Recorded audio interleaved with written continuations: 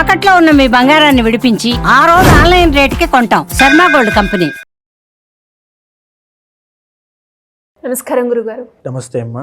కన్యా రాశి వాళ్ళకి 6వ స్థానంలో రవి, బుధ, శని, అదేవిధంగా భాగ్యంలో గురుడు యోగిస్తున్నాడు. అద్భుతంగా ఉంది అని చెప్పచ్చు సిరి గారు.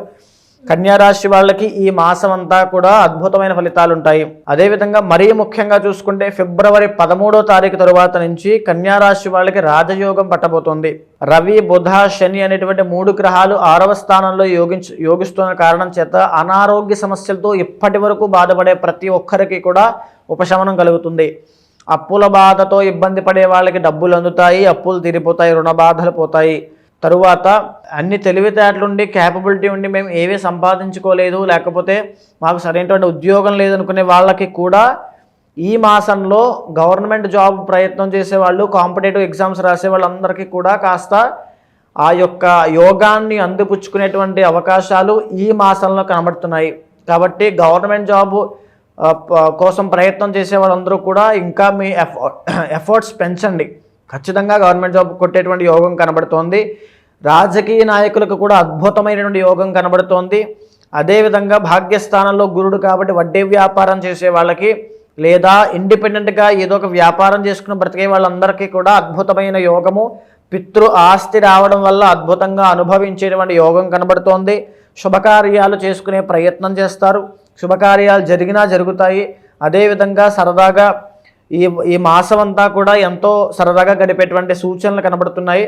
సో ఈ మాసంలో జరిగేటువంటి విషయాల్లో ఇంకా చూస్తే కనుక ఈ కన్యా రాశి వాళ్ళకి లగ్నంలో కేతు యొక్క ఇబ్బంది వల్ల ఆరోగ్యం పట్ల ఇంకా కొంచెం మీ శ్రద్ధ పెట్టడం చాలా అవసరము. లగ్నంలో కేతు సంచారం వలన ఎంత యోగం కలిసి వచ్చినప్పటికీ కూడా మీ శ్రద్ధ, మీ ప్రయత్నం కూడా చాలా ఉండాలి. అదేవిధంగా కన్యా రాశి వాళ్ళకి 10వ స్థానంలో కుజుడి యొక్క సంచారం వల్ల చేసేటువంటి వృత్తి వ్యాపారాల్లో ఇంకా కొంచెం శ్రద్ధ పెట్టండి. మీకు శత్రువులు పెరిగేటువంటి అవకాశం ఉంటుంది. అదేవిధంగా ఆ శత్రువులను జయించేటువంటి, శత్రు పలాయనం జరిగేటువంటి ఆ ప్రణాళికలు వేసుకోండి. మీకు బుధుడు కూడా యోగిస్తున్నాడు కాబట్టి మీ తెలివితేటలతో ఖచ్చితంగా వాటిని ఓవర్కమ్ చేస్తారు. ఈ కన్యా రాశి వాళ్ళకి ఓవరాల్గా ఈ ఫిబ్రవరి మాసంలో సానుకూలమైనటువంటి ఫలితాలు ఉంటాయి. మేజర్గా జరిగేటువంటి ఇబ్బందులు ఏమీ కనబడట్లేదు. సామాన్యంగా అంతా పాజిటివ్గానే ఉందమ్మా. ఎలాంటి పరిహారాలు చేసుకోవాలి అంటారు గురుగారు? ఈ యొక్క కన్యా రాశి వాళ్ళు ఇష్టదేవతారాధన అంటే వారికి ఇష్టమైనటువంటి దేవతని ప్రతినిత్యము బ్రహ్మ ముహూర్తంలో ఆరాధన చేస్తే వీళ్ళకి పట్టినటువంటి యోగం రెట్టింపు అయ్యేటువంటి అవకాశం ఉంటుంది.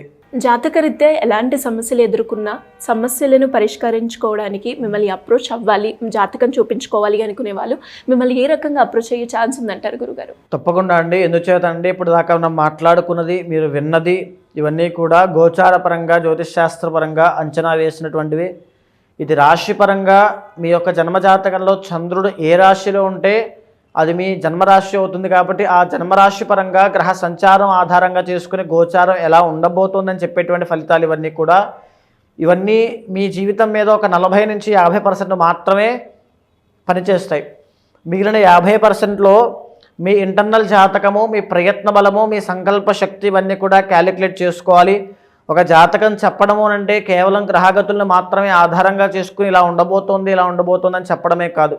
ఒక యాస్ట్రాలజర్గా మీతో మాట్లాడినప్పుడు మీ సమస్యలను మీతో మాట్లాడి మీకు మీ ఇష్టం ఏంటి, మీ అభీష్టం ఏంటి, మీ కోరిక ఏంటి, మీ సంకల్పం ఏంటో తెలుసుకుని ఒక ఫ్యామిలీ మెంబర్ లాగా మీకు ఆ కొన్ని సజెషన్స్ ఇవ్వగలిగితే, మీ ఆలోచన మార్చగలిగితే అప్పుడు మీ జీవితంలో ఒక అభివృద్ధి, ఒక పురోగతి అనేటువంటిది కనబడుతుంది. కాబట్టి ఎవరైనా సరే మీ జీవితం గురించి తెలుసుకోవాలి, ఆ ప్రాబ్లమ్స్ అన్ని సార్ట్అవుట్ అవ్వాలి అనుకున్నప్పుడు ఈ గోచార ఫలితంతో పాటుగా మీ ఇంటర్నల్ జాతకంలో ఉండేటువంటి సమస్యలనైనా లేకపోతే ఉండేటువంటి యోగాలనైనా అందిపుచ్చుకోవడానికి ఖచ్చితంగా ఎప్పుడు వస్తున్నాయి, ఎప్పుడు వెళ్ళిపోబోతున్నాయి తెలుసుకోవాలి.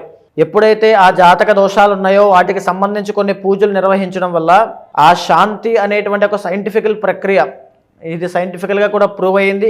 ఏదైనా క్రిస్టల్ థెరపీ అవ్వచ్చు, మంత్ర థెరపీ అవ్వచ్చు, హోమా థెరపీ అవ్వచ్చు, లేకపోతే ఏదో ఒక మెడిసిన్ లాంటి ఒక మాటని నేను మీకు చెప్పడం వల్ల, మీరు వినడం వల్ల, ఒక పూజా కార్యక్రమంలో మీరు పాల్గొనడం వల్ల మీ జీవితంలో ఒక పాజిటివిటీ రావచ్చు, లేదా మీ జీవితం అక్కడి నుంచి ఒక మలుపు తిరగవచ్చు.